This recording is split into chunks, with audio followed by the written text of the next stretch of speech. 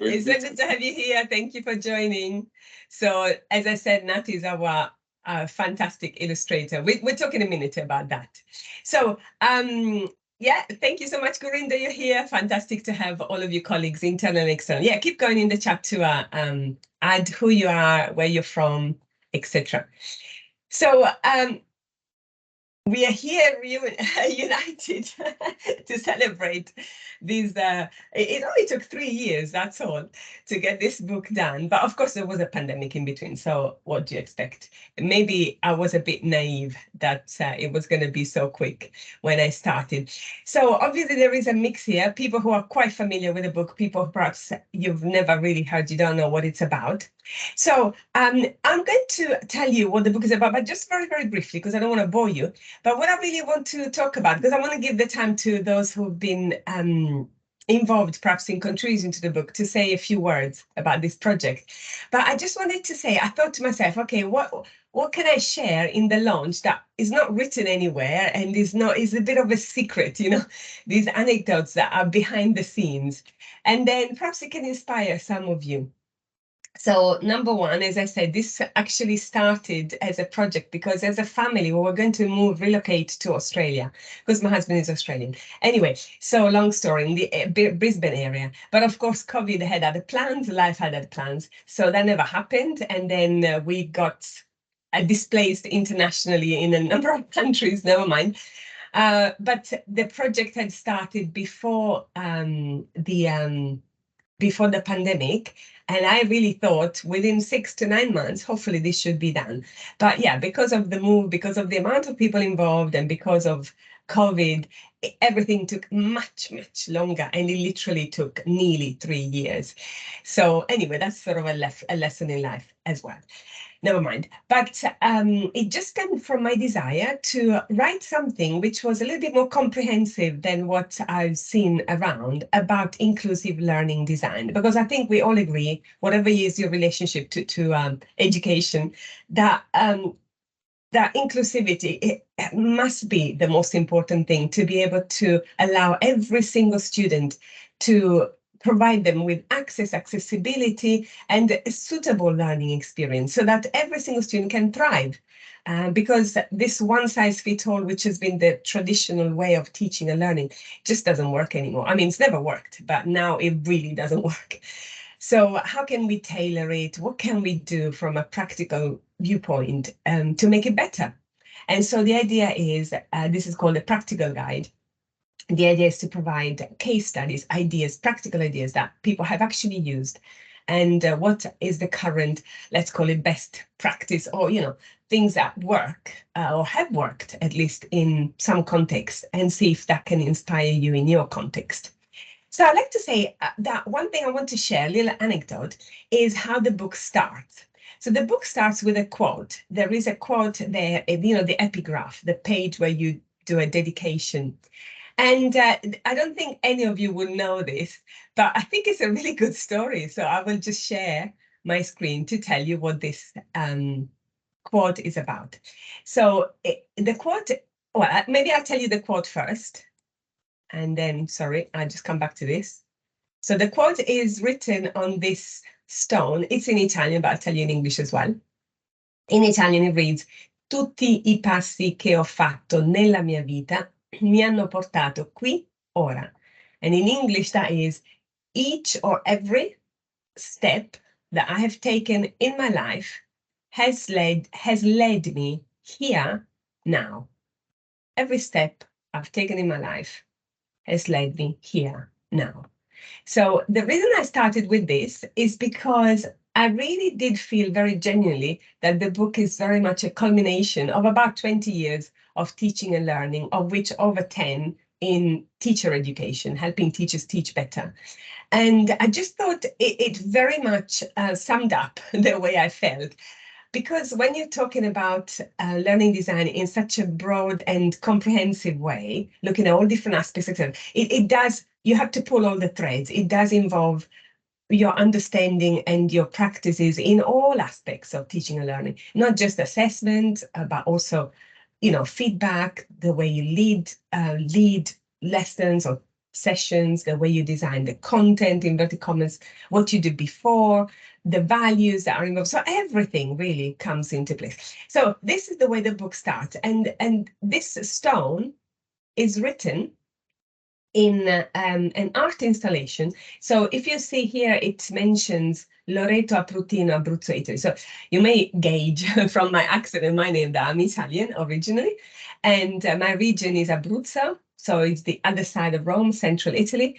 And I was born close to this small town, village, maybe from, it depends where you live, how you view it. But anyway, it's quite small.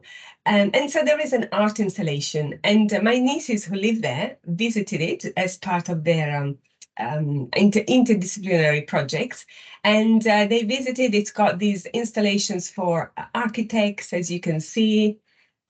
So architectural students of the local universities go and visit there to be inspired, to research, to share ideas.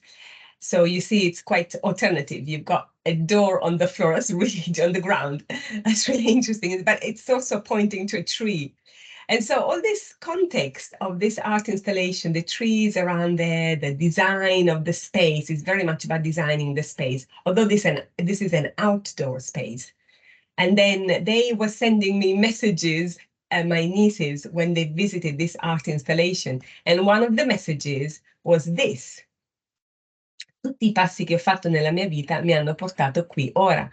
And when I read that, I said, that literally sums up this project, the book, because I really feel that way. I feel that every step professionally that I've taken in my life has led to the production, the creation of this book. So this is, just to credit the author, No Man's Land Foundation. It's the name of this art installation. And the author, the artist, is called Alberto Garutti, who literally passed away last month. So I was so pleased that I managed to use this quote and his work, with, of course, with permission, in my book. Before, perhaps it would have been difficult to get that permission. So that's the beginning of the book, if that makes sense. So that's what comes right at the start. I started the book with this quote. Now, what about the middle of the book? What's the book about? Now, I'm not going to bore you about all the content, because you can read if you want, or instead of reading it, what you can do is, this is what I'm going to share for a few minutes. You can actually have a look at the companion website. Now, the book was born as, it was supposed to be an edited volume. Then the publishers didn't like it because they said it was going to be too fragmented. I tried a few publishers, and then I was a bit heartbroken. And then they said, no, if you write it and then you bring in all these voices and perspectives as case studies, then it would work. And so I had to change sort of direction. But very soon I realized I had too much material. There's no way. In fact, from the agreed 60,000 words, that was what we agreed with the publishers, I actually had 120. So I had double the words that we agreed. And 120 would have been so big that it would have been difficult even to hold the book, would have been a volume. So we agreed with the publisher that quite a bit of content that was related and important would live on the companion website. So the companion website, inclusivelearningdesign.com, is there to support the reading, but also work a little bit independently. So if you visit it, you will see that I've provided different ways of interacting with the content. The tree, because this is a roots to shoots approach, the tree follows the content in the book. So for example, say you were reading the book and you were in the section 1 values, or section 2 content, say chapter 2, and then you wanted to know a little bit more about that chapter 2, then you can click there. It takes you to chapter 2, additional case studies and materials related to that chapter. So it literally, they go hand in hand. What is in the book is complemented by what's on the website, and the website can sort of work as an independent resource, more or less, although it makes more sense if you're reading the book. But if you don't know anything about the approach, etc., then I've provided also an about section. So it invites you to start here, if you don't have the book, for example.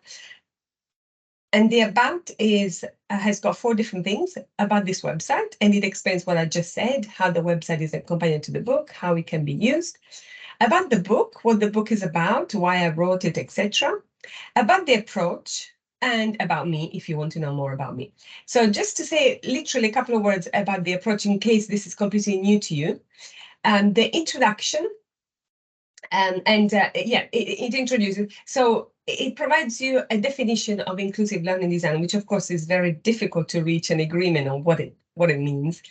For me, it is design that considers the full range of human diversity with its complexity. It is designing learning environments, experiences, activities, tasks, assessment, and feedback with students' voice and choice at its heart, so that students can grow academically, culturally, and socially. Now, there's a lot to take in there. Maybe you need to go back and think about it.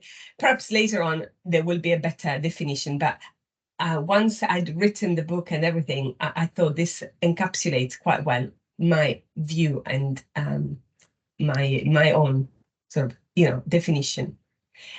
So the roots to shoots approach is about a circular path around a symbolical tree, where first of all you start at the roots with the values, and I've taken the word inclusive as an acronym. Every letter represents a value. For example, intentional hospitality and nurturing, etc. So every one of these represents a value. So section 1 talks about these values with some provocative text. Then you go from roots to shoots, you go up and you go into the branches. The first to the left, the yellow branch is about context, contextual analysis, situational analysis, who are the students, what's the situation, what's the physical space, digital space, etc. So the context of learning, then the content. What is it that we are aiming for the students to learn? What are the threshold concepts and practices? How can it be more self-directed, etc.? So that's the content. And then the assessment, the outputs, and the feedback. What would you like? What do we want the students to make, do, etc. with that learning, and also to evidence the learning. And then all around, number 5, evaluation. It's this circular path where we iterate, evaluate, and refine the learning again and again, so that at every iteration you get a better version. That's the hope. And so this is what the roots to shoots approach is about, really starting from the values. It's a values-based approach. And this is what was missing from most of the other learning or curriculum design approaches that I was using in the past. And so there are main questions, etc. So you can read this. This is a good overview, if you want, of the approach and the book. But the book, but the website's got a lot more. I just wanted to say really a massive thank you to the contributors. So I'm going to the contributors page. There are only 88 contributors to this book. So their narrative, as you can see, they come from all over the place when you read their bios here. So what they've done is that they have enriched the book in ways that one voice could have never done. I could have talked about these ideas, most of them, but not in the way they did. So you've got many collaborative case studies, like, written together, case studies from the Global South, from the Middle East, etc. So many different approaches, ideas, and they all are like a valuable contribution to that conversation. And so these are the contributors that you can have a look and read. Perhaps you can even connect with them. Then the preface and the book structure are exactly the same as you will have in the printed or ebook version, but the background is different in the sense, this is, I think it's about 5,000 words, key concepts and background. This is basically the theory. Why do we need this? What's the point? What does it really mean, inclusive, then learning, design? Can learning be designed? What's higher education trying to do really at this time? What should it try to do? So all these, let's call it more philosophical questions, are explained in this section. So I was, obviously I was hoping to have this in the printed edition, but the publisher said because it's a practical guide and because it was already too long, they said this needs to live in the web on the website. And so anyway, these are, by the way, the illustrations. There you go. Nat is here. So the illustrations that Nat made, Nat was ever so patient, trying to understand what I was trying to do. So often he produced a version, then we reviewed it, etc. And so the book is enriched by, so there are 88 contributors and 60 case studies. But then with the other illustrations, so Nat in total made 100 illustrations, and they are really there to give a message in itself. They are not just there for decoration. So the illustrations for every case study, they encapsulate the idea. What is it about? And I'll give you one example. So then this, as I said, follows the structure of the book, section 1, 2, 3, 4, 5. So for assessment, for example, I don't know if it's chapter 9, but you see about the case studies, it encourages readers or visitors to the website to go to the YouTube playlist. So there is a playlist with all the case studies videos. So a lot of authors made a video. Some of you are here, isn't it? So for example, here you see there is a video.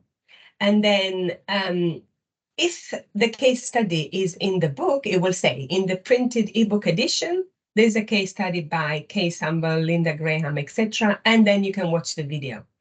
If the case study is only on the website, then it says here below, read the case study by Chia Dachi and Joe Elliott, etc. So in this case, it's actually on the website only. It's referred to in the book, but it's not entirely written in the book. And then in the printed ebook edition. So then they go together. So for example, in this case, Chia and Joe, this is their case study. So you can read it, and then you've got the visual, well, in this case, the diagram, which sums up what the case study and the approach is about. So you can read it, you can think about the image. In many cases, you will have a video. In this case, they didn't make a video, but they will probably soon. Then you've got the references. That's the advantage of something online. You can click and go straight to the reference if you want to dig deeper. And then for every single case study, this is also a novelty with the book, there is a note, inclusivity note. It says what the pros and cons. What is the, why does this approach support inclusivity, but also what are the challenges and potential solutions? Because we have to be realistic. It's not all, oh, yeah, this is great, that's it, do it, and it's going to be easy. It's not going to be easy. Inclusive learning design is not easy. It's better. It's not easy. So that's why I wanted to write a book, because I think everybody agrees that it's better, but it's not easy. And so the note after each case study is to highlight what are the potential challenges you need to think about.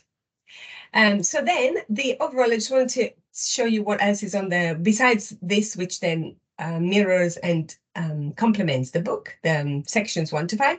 There is something that is only on the website, which is the checklist. And I hope this is not used as, checklist, tick, tick, tick. No. It's a table that summarizes the main ideas that the book offers in its 5 sections. It can be used as a checklist, not as a tick box exercise, but as an aid memoir. It is really just to remind you or somebody reading the book what are the main ideas. And it can be a reflection and discussion prompt to either design or review and evaluate a module or a course. So it's got the sections, phase 1, 2, 3, 4, 5.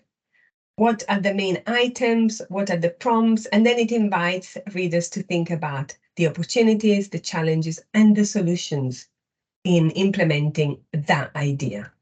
So, for example, let's take the content. Using learning thresholds. So the content is about how can you provide input and practice in a more inclusive way. So that's the actual input of the course. Using learning thresholds. Questions here, opportunities, challenges, solution, flipped and self-directed. Right, so questions to think about, opportunities, challenges, solution. Diversified, relevant, and creative. How can you do that? The book provides lots of ideas. This is a really amazing chapter. Opportunities, challenges, solutions. So that's just to give you an idea of this checklist, inverted commas, but it makes more sense once you've read the book. And then the glossary. I hope this is useful for everybody, irrespective of the book. The beginning of wisdom is in the definition of terms, Socrates said. So I think he was absolutely right. So this is a succinct list of teaching and learning terms in the book, obviously, not the ones for. So this is to help myself and others develop a shared language and understanding. And please, suggestions and refinements are welcome. You can email me and say, oh, I'm not sure about this. And I also explain how I used ChatGPT to help me put together this glossary. So you've got, for example, let's say authentic assessment. What's that? So you open and then it explains how I have used this word in the book. Blended learning, what does that mean? Cognitive load, all of these, cultural wealth, because, it's used in the book. So just to make sure that dual coding, what's that? And so, yeah, you've got a glossary that I think would be useful for teachers, for teacher educators. Actually, I think this is something I've been looking for a long time. I will definitely use with my students. And then there are some extras. The extras, it really means extras that are not mentioned in the book, but they also closely relate to the ideas. Some case studies, which, by the way, I will add to. I've got some case studies of colleagues from all over the world, actually, who I just couldn't. There was just too much material for the book, but I think they will be, they will work well here in the. So the case studies, and then the other thing is the Roots to Shoots workshop. So this approach to learning design, Roots to Shoots, the values going into the branches, has been the basis of a workshop that I offer to my students who are actually teachers, but also I've offered it outside. So it tells you can have an overview of the workshop through a summary blog post that's from the University of London. And there is a Padlet where you can see how that worked. Then the following part here is a case study. I don't know whether they're here, from colleagues at Aga Khan University. So Edward and Kiran have kindly written this case study. They themselves, this is really interesting to me, they themselves offer learning design workshops called Rethinking Teaching for Aga Khan University. But they used my Roots to Shoots approach, both for themselves to refine the workshop and then as they offered the workshop. And just so you know, Aga Khan University is a multi-site university with campuses in 6 countries, Pakistan, Kenya, Tanzania, Uganda, United Kingdom, and Afghanistan, across 3 continents. So to me, it's a massive honor that they used my approach, and I think it worked. And so the case study is about that. So this is fantastic. I'm really, really grateful that we, I got this. That this is like a gem. And so if you're interested, so this is the website. So I've told you how the book starts. I've told you the website, which I think is something that hopefully, everyone and anyone can use. And there is one thing I would like to now say. Oh, yes, there is. Right, maybe okay, in a minute, I'll tell you the code to get a 20% off.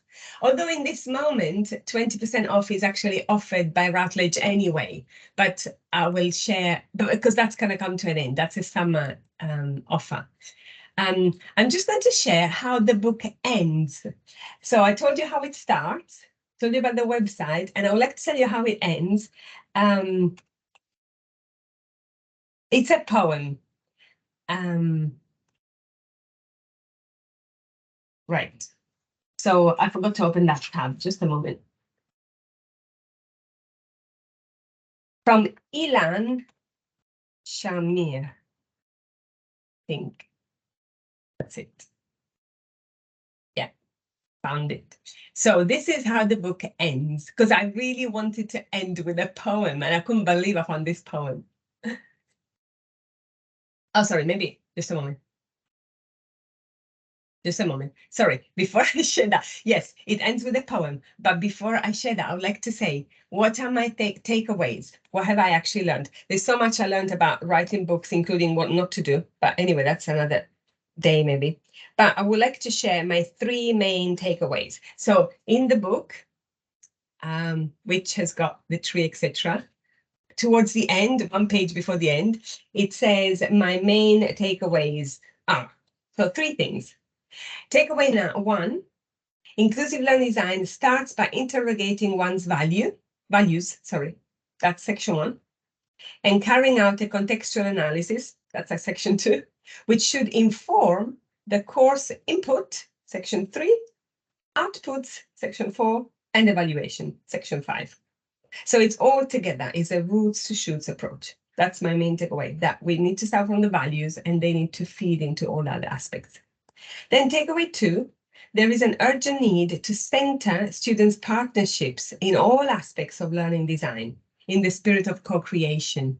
We need to involve the students much, much more in what we do in terms of designing their learning, their assessment, etc., especially alumni. They are absolutely precious in terms of their feedback because they've experienced what we've done and they are in the best position to help us refine the next iteration.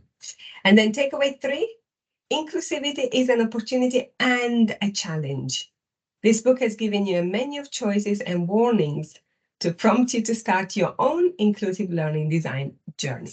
So we have to be realistic. It's an opportunity, but also a challenge.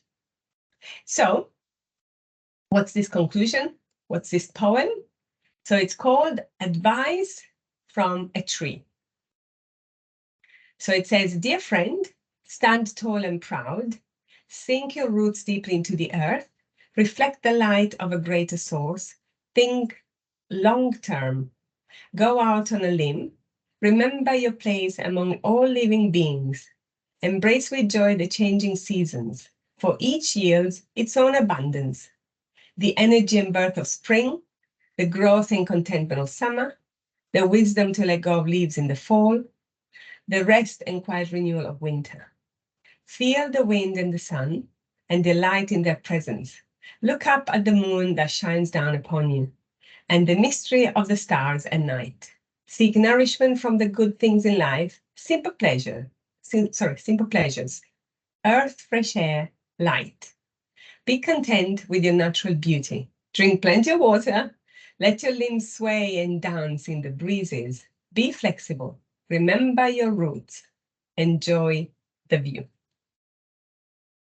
So, on that note, I'm going to stop talking and I'm going to open up to any questions, discussion. In particular, if there's anybody who's contributed to the book, I'd be very happy to hear what the experience was like. But actually, I do have to invite Nat. So Nat, if you want to come on. Yes. Hello, So Nat, just only briefly, obviously you are not a teacher in the strict sense that you wouldn't use this book yourself in your practice, but you contributed to the book in a really special role as illustrator. So you're still talking to me, so that means it wasn't that bad, the experience. So you want to say just a few words about how, from your viewpoint, how it went? Well, overall, I think it was an interesting experience. It was quite easy working with you because you had a clear idea of what you wanted the book to look like. In my view, I think you probably even knew how the book would look like before we even started. Because there were times when you even sent me hand-drawn figures to use as references for some of the drawing.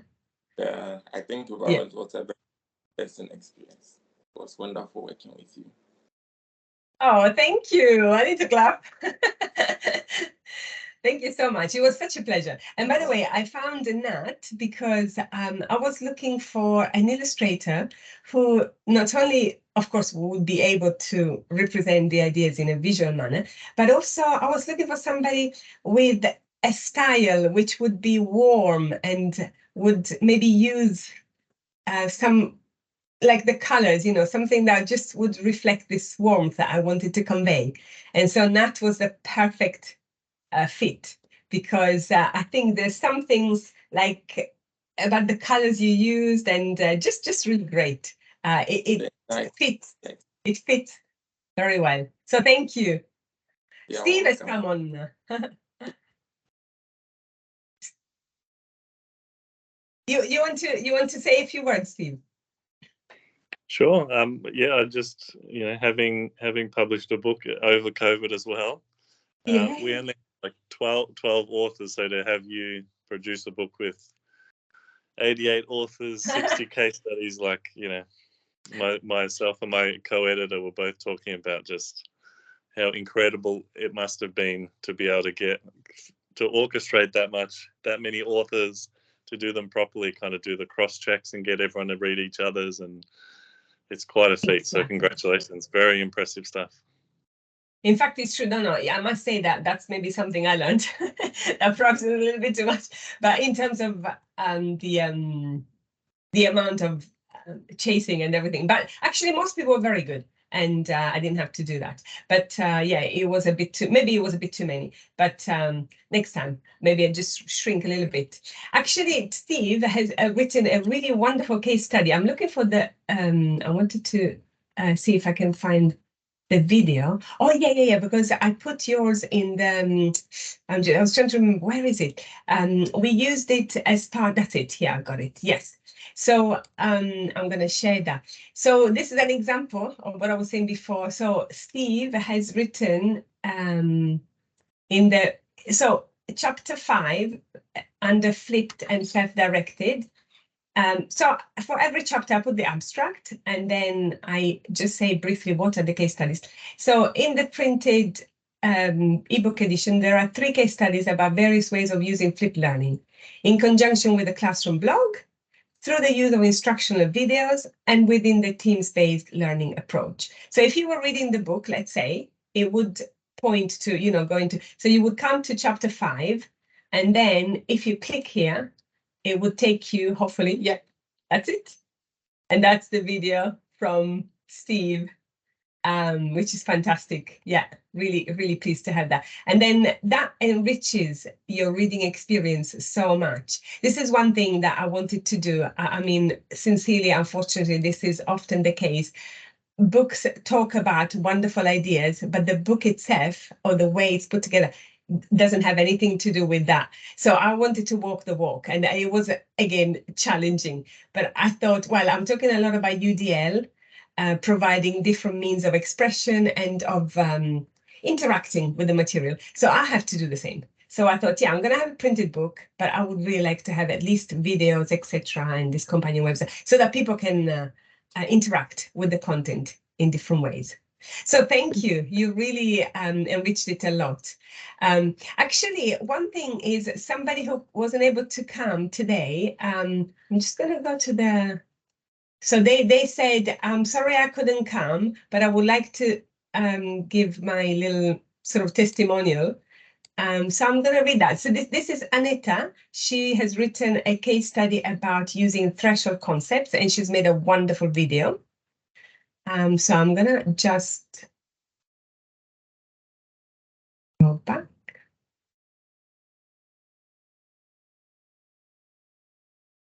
Let me just find it. So Aneta was, yeah, that's it. Chapter 4. Yeah. I think it makes more sense when so chapter 4, using learning thresholds, and about the case studies. And then here, this is it. In the printed ebook edition, the first case study, entitled Case-Based Small Group Learning, invites exploration of the hidden curriculum and threshold concepts by Aneta Tang from Australia. Threshold concepts are used to explore tricky areas of learning and the hidden curriculum through using cases in small group discussion for students to unpack these sticky points of learning. And then I invite you to watch a 2-minute video of the author explaining this. So this is Aneta with her video. I'm not going to play it, but just to show you. And so Aneta, her testimonial She said, "Dear Virna, congratulations. The book is so well received. It was mentioned by the Herza community in their newsletter. Fantastic. I had intended to join in the launch, but unfortunately I won't be able to. If I could be at the launch, I would let the attendees know. The Inclusive Learning Design project was a lot of fun. I especially love how the book, the website, the supplementary videos complement each other to fully engage the readers." And then she said, "Virna, you're a great lead, fabulous to collaborate with, and very thoughtful. Looking forward to future projects together." Right, so on that note, I'm going to actually stop the recording now. And that's it, so that we don't have to worry